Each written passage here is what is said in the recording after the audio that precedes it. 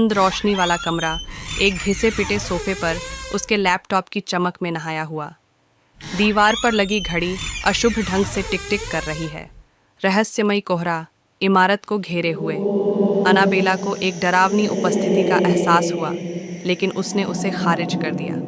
Annabelle हल्की सी फुसफुसाहट सुनकर हैरान हो गई। कमरे के चारों ओर जांच की जा रही है, स्रोत की तलाश की जा रही है। जैसे जैसे फुसफुसाहट तेज होती जा रही है, अनाबेला स्पष्ट रूप से असहज होती जा रही है। कोठरी के पास टिमटिमाती छाया उसका ध्यान खींच रही है।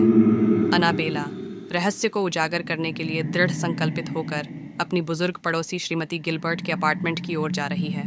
श्रीमती गिलबर्ट गहरे रहस्य को उजागर करने से पहले झिझक रही थीं।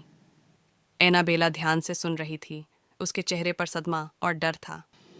अनाबेला अपने लैपटॉप पर दुखद घटना पर शोध कर रही है, फुसफुसाहट और एंजेला के बीच संबंध की खोज कर रही है। अनाबेला एंजेला के जीवन में गहराई से उतरती है, छिपी हुई डायरी की खोज करती है।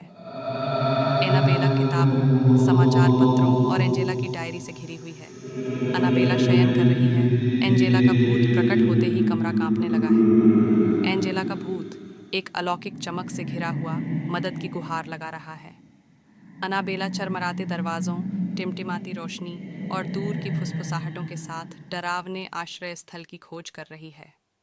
एनाबेला को बेचैन आत्माओं का सामना करना पड़ रहा है। उनके चेहरे एंजेला के अतीत के टुकड़े उजागर कर रहे हैं। अनाबेला टिमटिमाती रोशनी वाले मंद रोशनी वाले दालान में घूम रही है। जब अनाबेला शरण में गहराई तक जाती है तो भूतिया आभास प्रकट होते हैं।